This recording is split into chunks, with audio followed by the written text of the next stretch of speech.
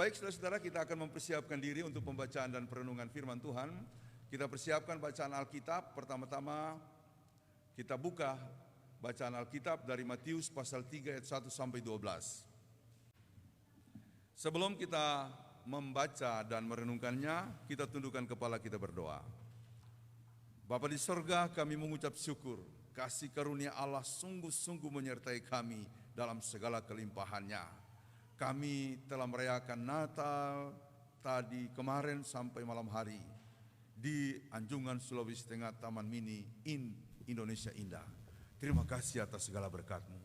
Dan kini Bapa, kami di kapel ini maupun di rumah-rumah di mana saudara-saudara yang lain mengikuti ibadah ini secara live streaming, kami beribadah memasuki minggu Advent yang kedua dan kami akan mendengarkan firman-Mu. Firman-Mu adalah cahaya, kekuatan bagi setiap orang yang percaya kepadamu. Berfirmanlah Tuhan, kami semuanya siap mendengarkannya di dalam nama Tuhan Yesus. Amin. Yohanes Pembaptis. Pada waktu itu tampillah Yohanes Pembaptis di padang gurun Yudea dan memberitakan, bertobatlah sebab kerajaan sorga sudah dekat. Sesungguhnya dialah yang dimaksudkan Nabi Yesaya ketika ia berkata, ada suara orang yang berseru-seru di padang gurun. Persiapkanlah jalan untuk Tuhan, luruskanlah jalan baginya. Yohanes memakai jubah bulu unta dan ikat pinggang kulit, dan makanannya belalang dan madu hutan. Maka datanglah kepadanya penduduk dari Yerusalem, dari seluruh Yudea, dan dari seluruh daerah sekitar Yordan. Lalu sambil mengaku dosanya, mereka dibaptis oleh Yohanes di sungai Yordan. Tetapi waktu ia melihat banyak orang Farisi dan orang Saduki datang untuk dibaptis, berkatalah ia kepada mereka, hai kamu keturunan ular beludak, siapakah yang mengatakan kepada kamu bahwa kamu dapat melarikan diri dari murka yang akan datang? Jadi hasilkanlah buah yang sesuai dengan pertobatan. Dan janganlah mengira bahwa kamu dapat berkata dalam hatimu, Abraham adalah bapa kami. Karena aku berkata kepadamu, Allah dapat menjadikan anak-anak bagi Abraham dari batu-batu ini. Kapak sudah tersedia pada akar pohon, dan setiap pohon yang tidak menghasilkan buah yang baik pasti ditebang dan dibuang ke dalam api. Aku membaptis kamu dengan air sebagai tanda pertobatan, tetapi yang datang kemudian daripadaku lebih berkuasa daripadaku, dan aku tidak layak melepaskan kasutnya. Ia akan membaptiskan kamu dengan Roh Kudus dan dengan api. Alat penampi sudah di tangannya. Ia akan membersihkan tempat pengirikannya dan mengumpulkan gandumnya ke dalam lumbung. Tetapi debu jerami itu akan dibakarnya dalam api yang tidak terpadamkan. Demikianlah firman Tuhan. Terpujilah Tuhan Yesus Kristus. Maranatha. Maranatha, Maranatha, Maranatha.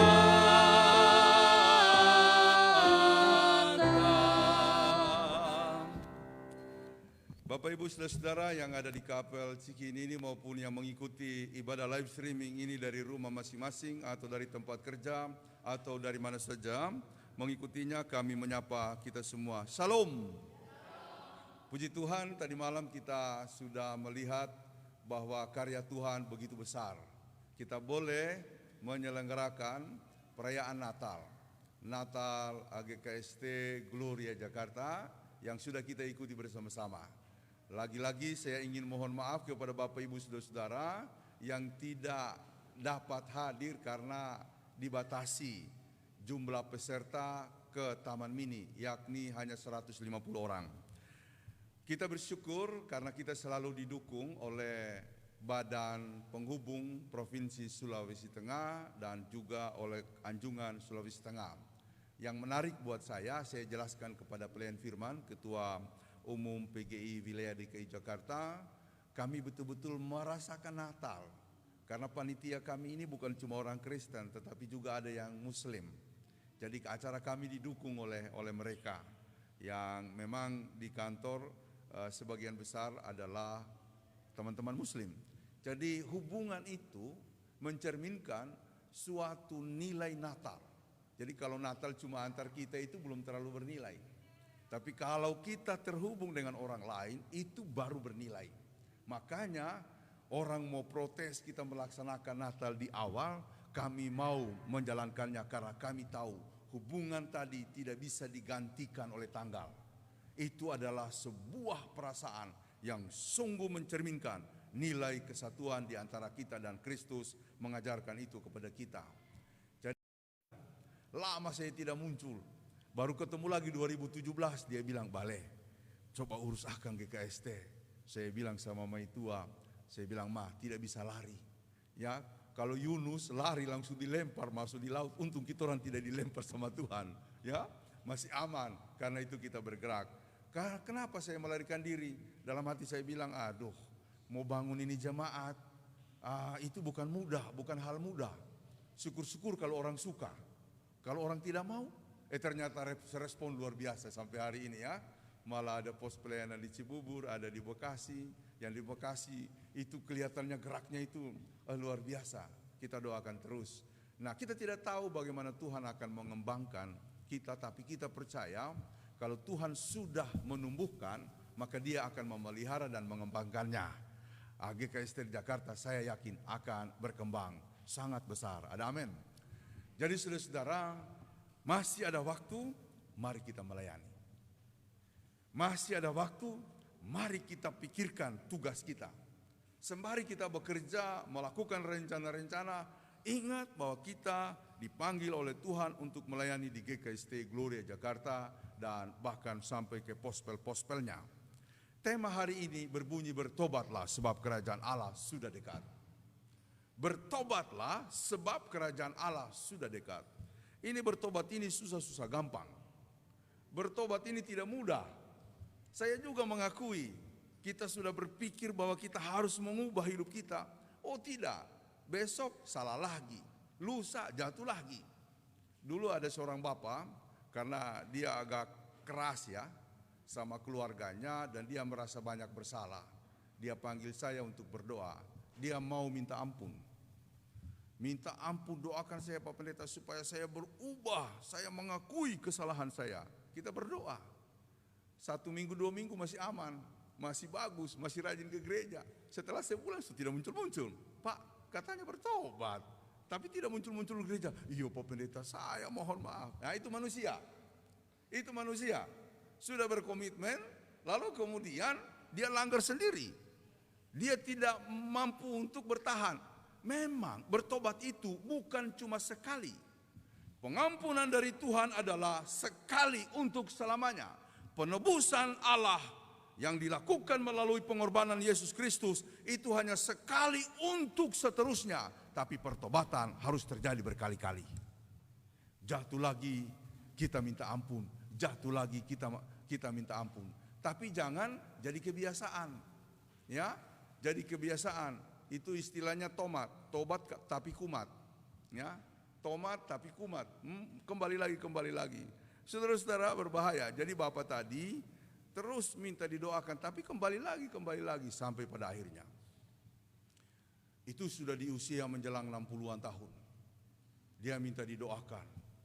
Benar-benar minta didoakan dan dia berkomitmen. Saya bilang, Pak, saya tidak mau berdoa kalau Bapak tidak sungguh-sungguh untuk mengakui kesalahan dan sekaligus berkomitmen.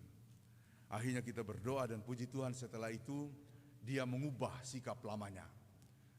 Kalau kita jatuh karena misalnya salah omong, tidak sengaja bisa dimaklumi. Tapi kalau jatuh karena kembali melakukan dosa yang lama, itu tidak bertobat namanya. Itu bukan bertobat namanya. Jadi bertobat itu susah-susah gampang. Susah-susah gampang. Jangankan untuk pertobatan, untuk komitmen saja kita susah-susah gampang. Untung masih ada yang datang ini. Padahal tadi malam kita baru tidur itu, si Reni aja baru tidur saya lihat jam 3 ya dengan Ul. Masih beres-beres bahan-bahan untuk dibawa nanti ke tanggal 11. Ngobrol juga. Baru tidur jam segitu. Tapi saya bilang bangun. Ya mereka bangun, mereka sudah bangun ya. Saya cepat bangun karena Mama Ibu Gembala hari ini ke Labuan Bajo ada tugas tiba-tiba. Dia bilang mohon maaf saya harus ke sana dan mengikuti live streaming saja. Enggak apa-apa, yang penting beribadah. Jangan pergi-pergi tapi tidak beribadah, bahaya itu ya. Harus bertobat saya bilang ya. Kita harus doakan kalau orang yang begitu. Saudara-saudara, seruan pertobatan Yohanes Pembaptis kepada orang-orang yang ada pada waktu itu terutama ditujukan kepada orang-orang Yahudi. Terutama ditujukan kepada orang Yahudi. Singkat kata, orang-orang Yahudi itu memang menjadi pengikut, menjadi umat yang percaya dengan tekun, sungguh sangat tekun. Sudah beberapa kali saya jelaskan orang Yahudi kalau dibilang beragama, oh itu luar biasa.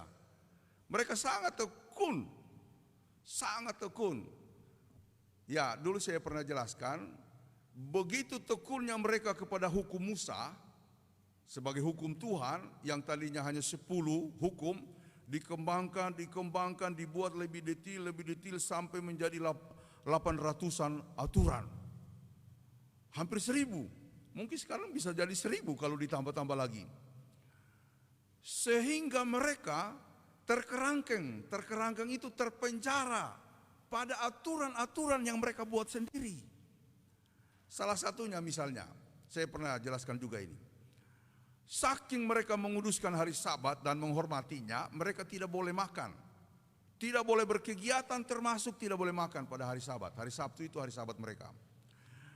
Karenanya mereka berpuasa pada hari itu. Jadi makan, misalnya mau masuk hari Sabtu, tadi malam makan. Supaya besok bisa puasa sepanjang hari. Tetapi ada hal yang aneh. Penghormatan terhadap hari Sabat terlalu berlebihan, overacting. Sampai BAB saja sudah tidak boleh. Begitu kudusnya menurut mereka, kalau BAB tidak boleh. Bayangkan kalau saya sakit perut, kebelet begitu ya. Lalu mau ke toilet, itu dosa saya ini. Ditahan begitu ya. Ditahan karena dia takut salah, takut dosa. Itu keterlaluan. Itu menurut saya berlebihan. Nah, di dalam pandangan Yohanes, mereka ini harus benar-benar bertobat. Karena apa? Mereka menyebut umat Tuhan, tetapi hidupnya tidak sesuai dengan apa yang dikehendaki oleh Tuhan. Yang pertama, karena mereka merasa sebagai umat pilihan, lalu mereka disebut, karena mereka merasa umat pilihan, mereka sombong rohani. Oh, keangkuhan rohani, orang Yahudi sampai hari ini kan punya gambaran watak seperti itu, merasa umat pilihan. Jadi keangkuhan rohani itu begitu tinggi, sangat tinggi, sampai kepada orang-orang di sekitarnya itu dianggap rendah, orang-orang lain dianggap rendah. Masih ingat perempuan dari Kanaan, seorang perempuan Fenisia, Siro Fenisia, yang datang minta kesembuhan untuk anaknya yang sakit kepada Yesus. Yesus mengatakan tidak pantas anjing-anjing mendapatkan roti yang harusnya untuk anak-anak. Jadi Yesus tidak menjelekkan, apalagi meremehkan perempuan itu. Melainkan dia mau menguji perempuan itu melalui frasa-frasa yang selalu dilontarkan oleh orang-orang Yahudi kepada orang-orang di luar Yahudi. Mereka itu anjing, mereka sama dengan binatang dan lain-lain sebagainya. Yesus menguji tidak pantas anjing-anjing menerima roti yang seharusnya untuk anak-anak. Tapi perempuan itu luar biasa imannya. Benar Tuhan. Tapi anjing-anjing pun makan dari remah-remah yang jatuh dari meja makan anak-anak itu. Yesus menoleh dan mengatakan, "Ibu, besar imanmu. Pulanglah, anakmu sembuh." Jadi dari situ kita melihat bahwa ada kesombongan rohani orang Yahudi sehingga memberikan cap kepada orang lain sederajat dengan binatang. Nah, itu yang dikritik oleh Yohanes. Bertobat. Kamu pikir karena kamu adalah anak-anak Abraham secara biologis, lalu kamu merasa lebih dari yang lain, merasa lebih benar yang lain. Lihat batu-batu ini bisa dijadikan oleh Tuhan menjadi anak-anak Abraham. Itu kritik keras itu.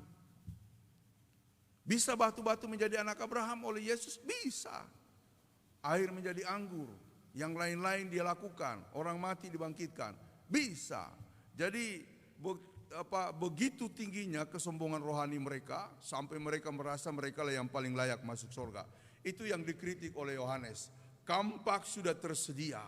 Kalau kalian tidak berubah, maka kalian akan dipotong, dipangkas dan dibuang ke dalam api yang menyala-nyala. Hasilkanlah buah-buah pertobatanmu. Jadi itu pesan yang boleh kita lihat dari pembacaan tadi. Bapak Ibu, kita memasuki masa Advent. Hari ini masa Advent yang kedua.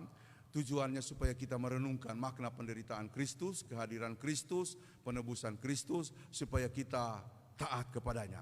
Sungguh-sungguh bertobat. Saya akan uraikan sedikit begini.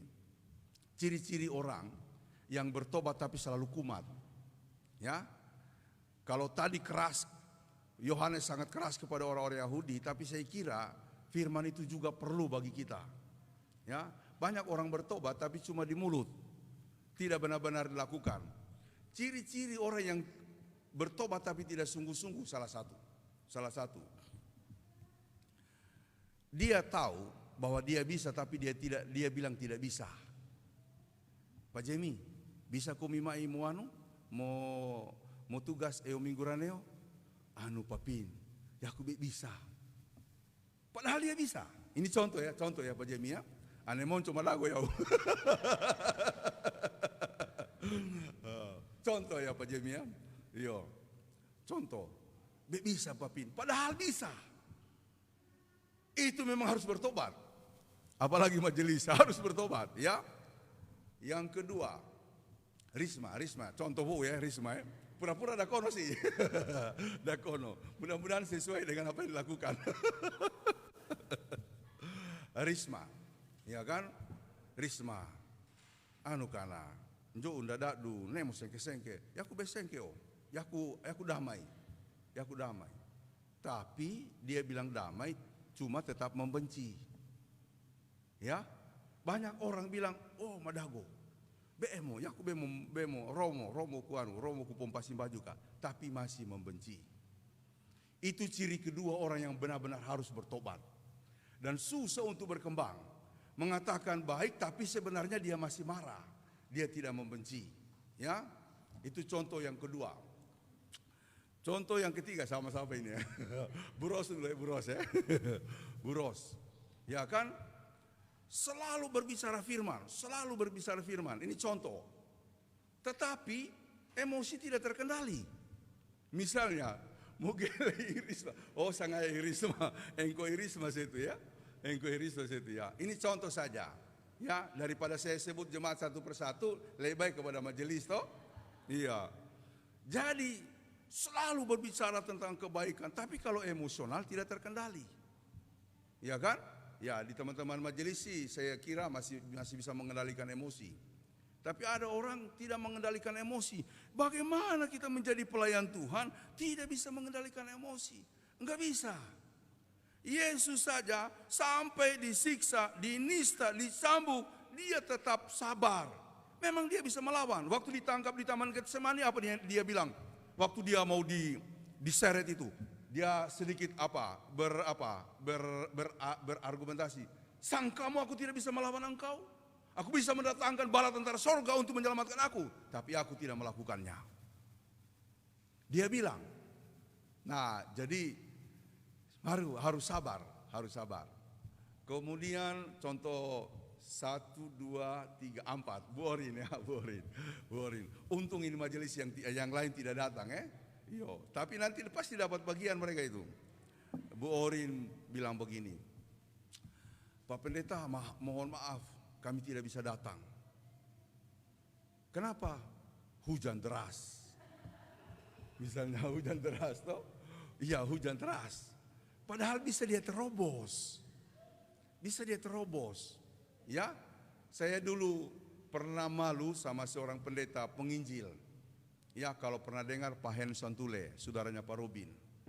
Itu dia menyeberang sungai, berapa sungai di seberang untuk mencapai daerah penginjilan.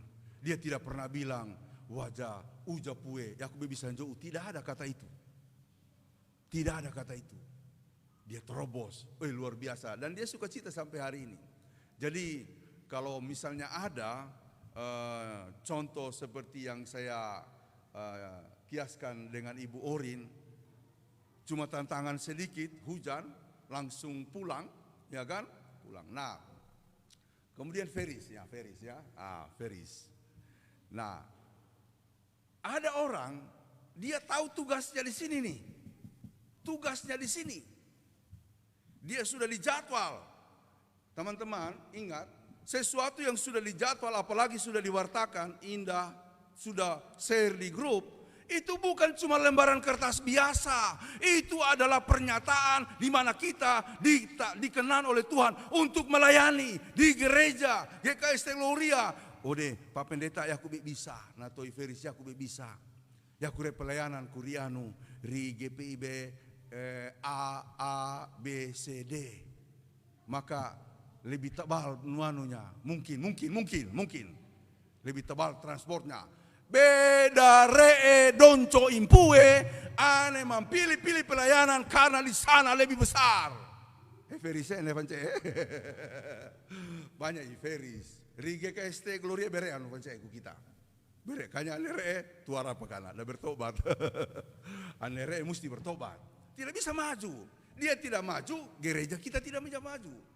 Ya, dan juga ingat, jangan cari doi di gereja, tidak akan pernah dapat. Carilah kemuliaan Tuhan, melayanilah demi kemuliaan Tuhan. Dan awaim puenja anu tangarandaya. Tuhan akan memberikan apa yang diinginkan hatimu. Ya, kalau beberapa pendeta dari kelompok karismatik selalu begini dia bilang, kerjakan yang Tuhan punya, Tuhan akan mengerjakan yang engkau punya. Wah, saya suka sekali kata-kata itu. Makanya sampai hari ini mau disuruh kemana saja jalan, ya kan? Kemarin dapat tugas, waduh mau pergi di Bekasi ini. Malah ya Pak toh, bukan untung ya. Untung saya sudah mau bilang tadi untung di Cimahi, untung di Cimanggis ada pelayanan. Lebih dekat ke Cimanggis daripada ke Bekasi. Bukan untung, memang kita harus ke Bekasi. Saya bilang sama Bu Ros, bilang sama Pospel, Ibu Esther, biar diambil alih dulu liturgos di sana. Pelayanan Pak Hendri, lalu kami majelis pergi ke Cimanggis untuk pelayanan di sana. Dan harus lakukan dengan sukacita. Ya, sondo sebenarnya ciri-ciri orang yang bertobat tapi kumat. Tapi kalau saya mau sebut jemaat satu-satu nanti panjang. Cukup dengan majelis saja kiasannya. Tuhan memberkati kita. Ada amin? Amin.